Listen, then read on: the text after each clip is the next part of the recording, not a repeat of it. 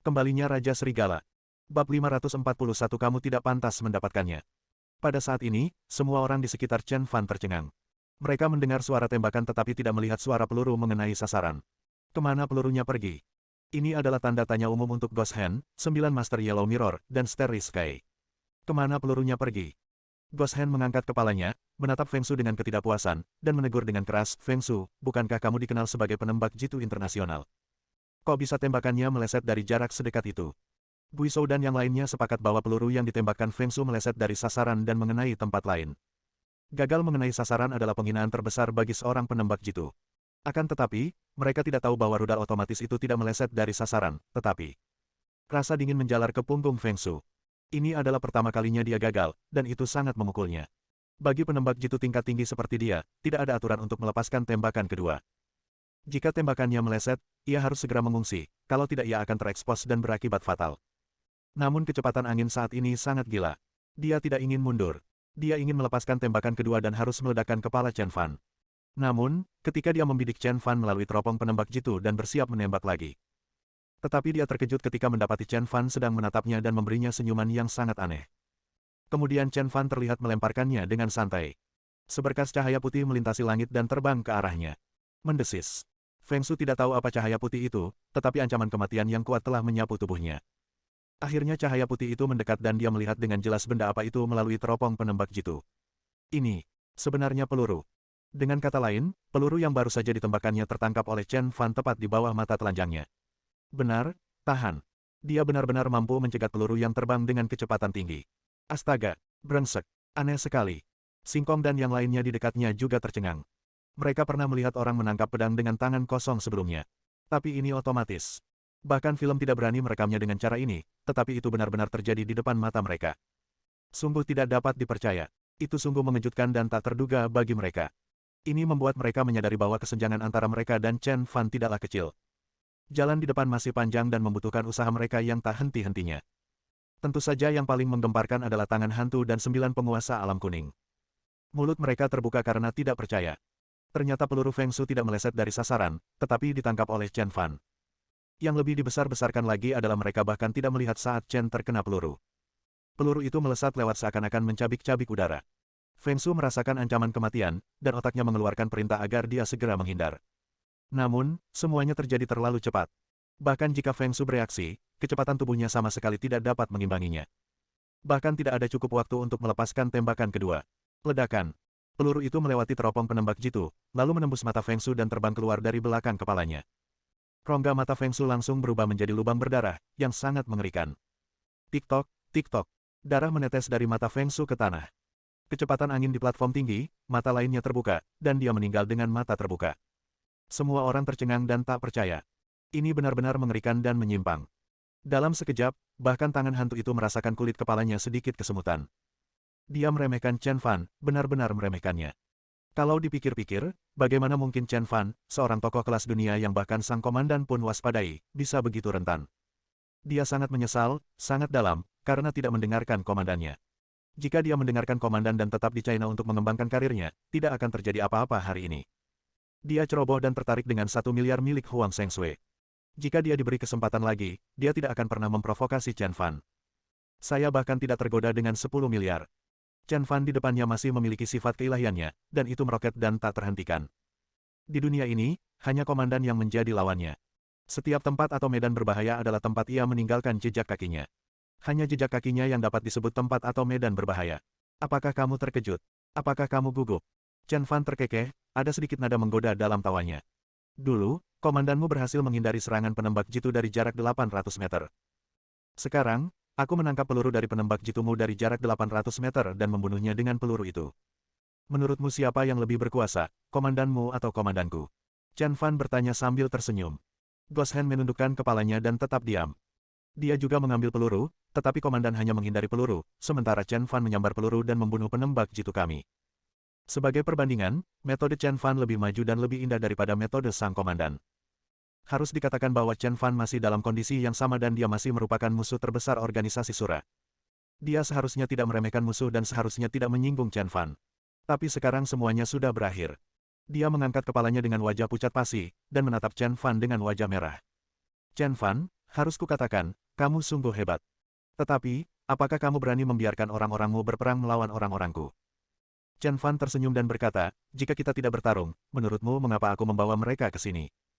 Sudut mulut Ghost Hand berkedut, baiklah, kalau begitu, aku akan melawanmu, dan anak buahku akan melawan anak buahmu. Chen Fan menggelengkan kepalanya dan berkata, bertarung denganku. Kamu tidak pantas mendapatkannya. Bab 542, Ketenaran Internasional. Kamu tidak pantas. Ketiga kata itu bagaikan paku besi, tertancap kuat di telapak tangan hantu itu. Bukannya Chen Fan sombong, hanya saja dia memang tidak pantas mendapatkannya. Langit berbintang. Teriak Chen Fan. Singkong ada di sini. Singkong berjalan keluar dari kerumunan, siap bertempur. Singkirkan dia dalam waktu 3 menit. Kata Chen Fan lagi.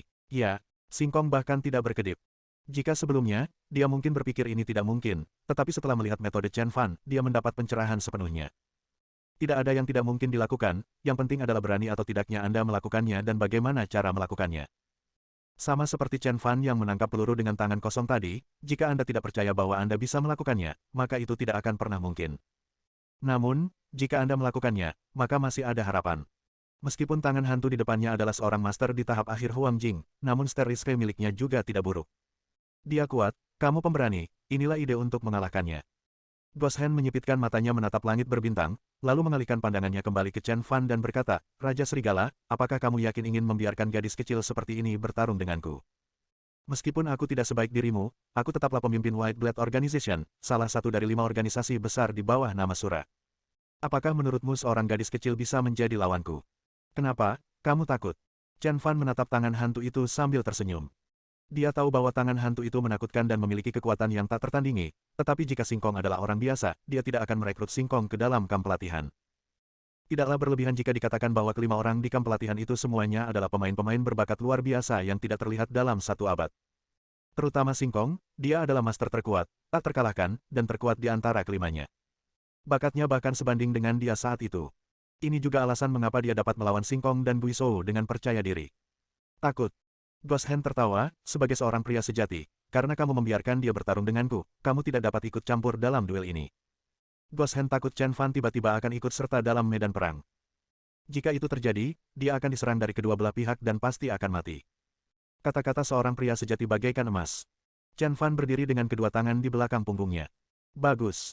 Tangan hantu itu tidak berkata apa-apa dan langsung melesat menuju langit berbintang.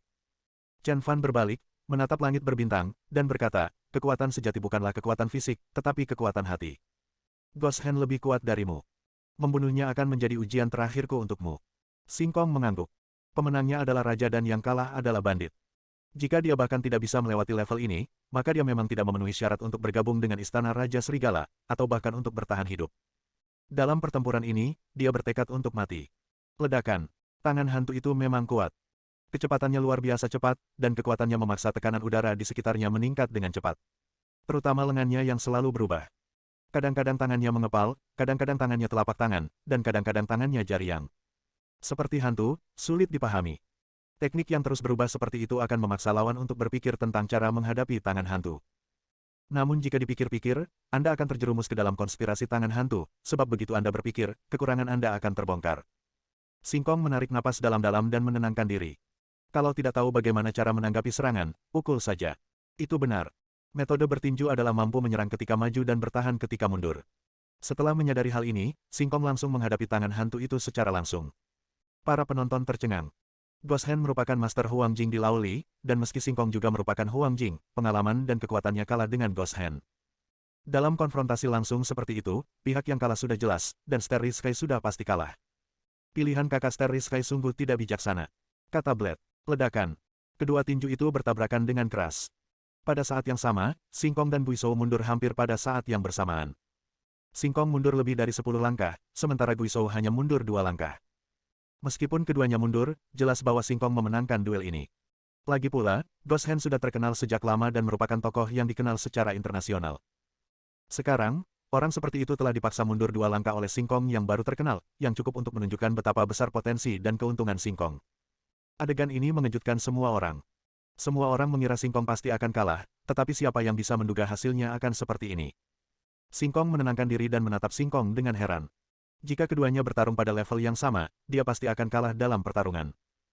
Singkong berada pada level sedemikian rupa sehingga ia memperlihatkan kekuatan untuk bertarung dalam pertempuran kedua di atas levelnya, yang sungguh membuatnya takut. Jika dia diberi waktu beberapa tahun lagi, kekuatan Singkong setidaknya akan setingkat Kaisar Perang Istana Raja Serigala. Tahukah kamu, di seluruh Istana Raja Serigala, hanya ada 10 master setingkat Kaisar Perang.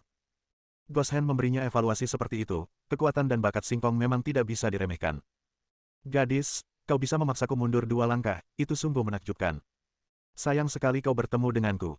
Kau pasti akan mati hari ini. Ada niat membunuh di mata Guizhou. Dia benar-benar tidak bisa membiarkan Singkong pergi hidup-hidup. Jika dia tumbuh dewasa, dia pasti akan menjadi ancaman besar bagi komandan. Sekarang, dia sudah putus asa, dan Chen Fan pasti tidak akan membiarkannya hidup. Kalau begitu, kamu harus membunuh Singkong dulu. Singkong tersenyum dingin, kamu baru saja mengerahkan seluruh kekuatanmu, dan aku mampu mengusirmu dengan kekuatan penuhmu, yang cukup untuk menunjukkan bahwa kamu bukanlah orang yang tak terkalahkan. Setelah aku membunuhmu, namaku akan dikenal di seluruh dunia. Kau ditakdirkan untuk menjadi batu loncatan bagiku. Begitu dia selesai berbicara, Singkong mengambil inisiatif untuk menyerang. Bab 543 semua orang menunjukkan kekuatan mereka. Membunuhku dan menjadi terkenal. Konyol.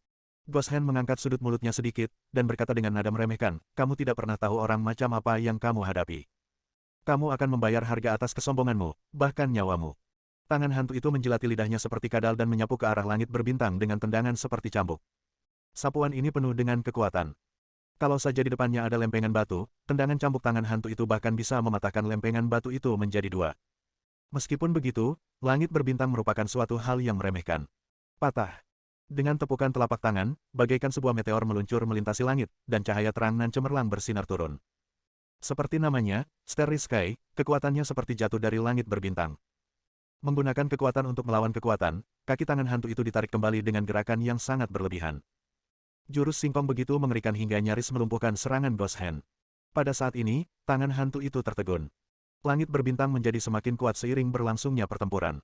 Dalam duel sebelumnya, meskipun Singkong mendorongnya mundur 1 langkah, ia juga mundur beberapa langkah.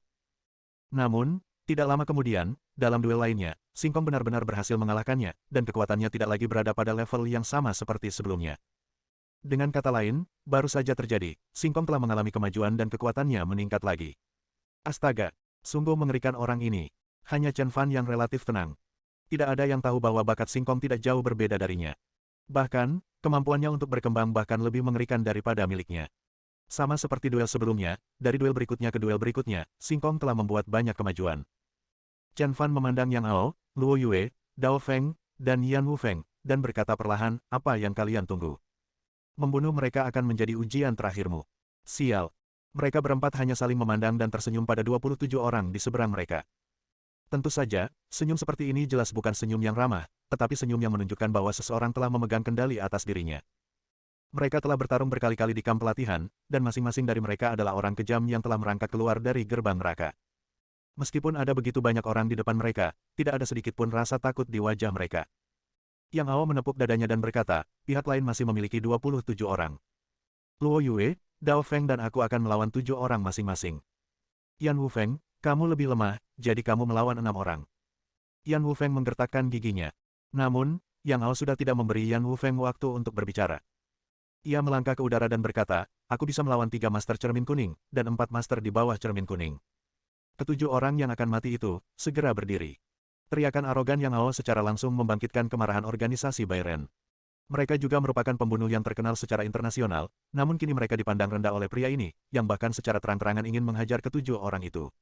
Sungguh menyebalkan. Neneknya sangat marah. Di pihak White Blade, si lelaki besar berdiri dan berkata, Destruction, Po Jun, kalian berdua ikuti aku dan bunuh dia bersama-sama. Kalian yang lain, bentuklah 2 tim yang masing-masing beranggotakan 7 orang dan 1 tim yang masing-masing beranggotakan 6 orang, yang masing-masing dipimpin oleh 2 penguasa alam kuning, untuk mencekik mereka. Ya, untuk sesaat, orang-orang dari organisasi pedang putih berdiri di kedua sisi. Sebuah belati pendek langsung muncul di tangan Dao Feng. Ia lalu melirik Luo Yue dan berkata, Luo Yue, sayang, hati-hati. Aku akan datang membantumu setelah aku berurusan dengan mereka. Bao, siapa yang menginginkan bantuanmu? Luo Yue melotot ke arah Dao Feng, lalu mendorong tanah dengan kakinya dan melayang ke udara seperti bulu.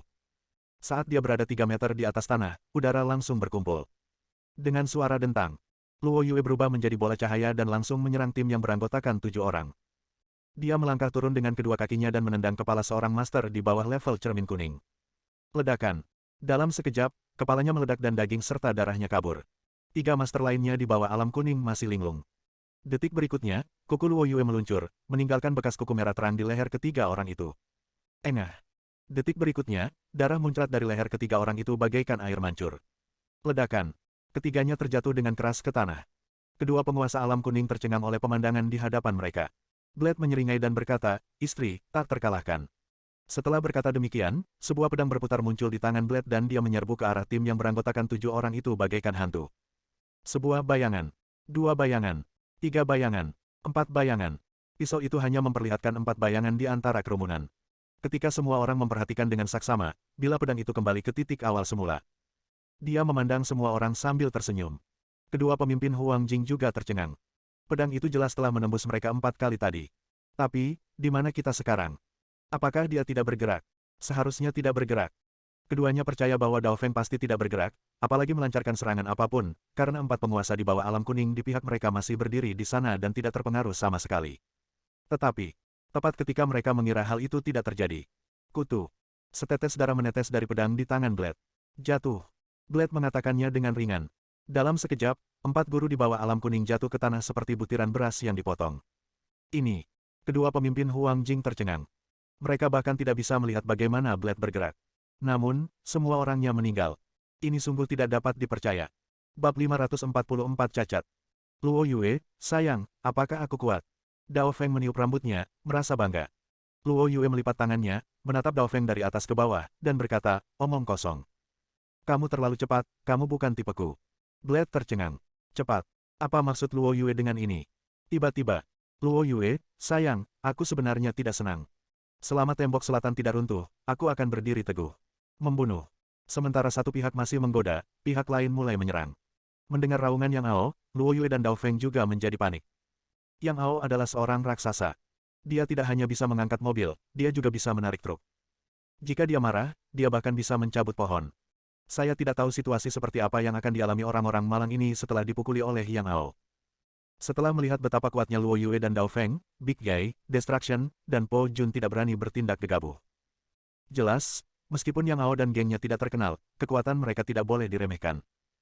Jika dua orang yang baru saja menyerang bertarung 1 lawan 1, mereka tidak akan berani mengatakan bahwa mereka memiliki peluang menang 100%. Kalian bertiga, pergilah dan uji kekuatannya dulu. Perintah lelaki kekar itu. Ya, kata ketiganya serempak, tetapi ini juga menjadi kata-kata terakhir yang mereka ucapkan di dunia ini. Ledakan. Tubuh besar Yang Ao seperti kerbau. Dia mendorong dadanya ke depan, dan ahli di bawah cermin kuning yang berlari di depan terpental lebih dari 10 meter seperti bola dan menghantam manik-manik dengan keras. Patah. Pilar itu meledak, dan seluruh tulang belakang pria itu patah. Setelah berjuang hanya selama 3 detik, dia mengucapkan selamat tinggal pada dunia yang indah ini. Detik berikutnya, Yang Ao meraih salah satunya. Pria itu sangat ketakutan. Tidak perlu menunggu untuk berbicara. Dengan sekali klik, pria itu terbelah menjadi 2. 3 master di bawah level cermin kuning yang bergegas mendekat berkurang menjadi hanya 1 dalam sekejap mata. Ini terlalu cepat dan terlalu ganas. Orang terakhir tahu bahwa ia tidak sebanding dengan Yang Ao dan bersiap untuk berbalik dan melarikan diri. Akan tetapi, sebelum dia sempat melangkah 2 langkah, dia merasa seperti sedang memikul sebuah gunung besar di punggungnya. Namun, itu bukanlah gunung sama sekali, melainkan kaki besar Yang Ao. Dengan suara gemuruh, lelaki itu langsung terbanting ke tanah. Dengan bunyi klik, ia meninggal dan mengucapkan selamat tinggal pada dunia yang indah ini. Pada saat ini, lelaki kekar itu, Destruction, dan Po Jun semuanya tercengang. Ketiga orang ini adalah monster yang sama, namun mereka sangat kuat. Tiba-tiba, mereka bertiga menyadari bahwa mereka ada 4 orang, dan yang satunya bernama Yan Wufeng. Lelaki kekar itu segera menyadari ada yang tidak beres, dan ia hendak berteriak, kalian berenam, berkumpullah. Akan tetapi, begitu kata-kata itu keluar dari bibirnya, dia membeku. Karena pertarungan telah usai, pertarungan akan segera berakhir. Yan Wufeng seperti jagoan tinju, dalam sekejap ia berhasil membunuh 4 jagoan di bawah alam kuning. Penjahat. Jahat sekali. Inilah ketenangan 9 master cermin kuning organisasi pedang putih terhadap keempat orang itu. Meskipun kekuatan orang-orang ini belum mencapai alam kuning, mereka juga memilih orang-orang yang dapat bertarung ketika mereka datang ke kota Sanjian kali ini. Jika mereka bersatu, akan sulit untuk mengalahkan mereka bahkan jika mereka menghadapinya sendirian. Namun, keempat orang di depan mereka dengan mudah membunuh mereka. Pada saat ini, mereka menyadari bahwa mereka harus bersatu untuk mengalahkan mereka. Bersatu dan waspadalah. Lelaki kekar itu segera menyusun strategi untuk menghadapi keempat orang mengerikan itu. Baiklah, mari kita bersatu dan bekerja sama. Tiba-tiba, 9 orang yang tersisa dibagi menjadi 4 tim, masing-masing menghadapi lawan mereka. Yang Ao tertawa terbahak-bahak dan berkata, "Dasar bajingan, apa kalian benar-benar mengira tidak ada seorang pun di kota Sanjiang? Jika kalian berani membuat masalah di kota Sanjiang, aku akan memastikan kalian tidak akan pernah kembali. Maju, bunuh mereka." Yang Ao memberi perintah dan bergegas maju. Dao Feng juga melirik Luo Yue dan berkata, "Dewi Luo, mereka semua adalah penguasa alam kuning, kamu harus sangat berhati-hati." Luo Yue memutar matanya ke arah Blade, "Lawanmu juga merupakan penguasa alam kuning, urus dirimu sendiri terlebih dahulu." "Aku baik-baik saja, jangan khawatirkan aku," kata Blade sambil tersenyum. Luo Yue menggelengkan kepalanya dan berkata, "Tidak, tidak, tidak, kamu tidak bisa, kamu terlalu cepat." "Ah." Blade sangat marah, "Kecepatanku tidak secepat itu. Katakan padaku, apakah aku cepat?" Blade menatap kedua lawannya. Keduanya mengangguk. Dilihat dari kecepatan Blade membunuh orang tadi, pria ini memang terlalu cepat. "Ah." Blade marah lagi, hanya amarah yang terlihat di matanya. Dia berteriak, "Persetan denganmu. Aku akan menunjukkan seberapa cepat aku." Sambil mengatakan hal itu, dia membunuhnya. Hanya Yan Wufeng yang tetap berada di tempatnya, dan kedua lawannya, para penguasa alam kuning, juga tengah menatapnya. Salah satu pria berwajah tajam berkata, "Kita berdua telah menemukan peluang.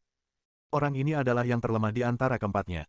Kita dapat menemukan titik terobosan di sini dan kemudian mendukung mereka. Baiklah, mari kita bunuh yang paling tidak berguna dulu." Orang yang satunya mengangguk. Wajah Yan Wufeng dipenuhi amarah. Dia paling benci saat orang-orang mengatakan dia tidak berguna. Di kamp pelatihan, Yang Ao membujuknya, tetapi dia tidak dapat mengalahkan Yang Ao dan berpikir untuk membunuhnya di tengah malam, tetapi mereka adalah kawan. Dua orang di depannya begitu tidak tahu apa-apa tentang hidup mereka sendiri dan berani bersikap tidak hormat kepadanya. Jadi dia tidak punya pilihan selain membiarkan mereka merasakan tangan besinya. Yan Wufeng menarik napas dalam-dalam. Kali ini dia harus membuktikan bahwa dia tidak kompeten dan bahwa dia sebenarnya sangat kuat. Sambil berkata demikian, dia mengambil langkah maju dan menyerbu ke arah kedua lelaki itu. Pertempuran di sini sedang berlangsung gencar dan amat sengit.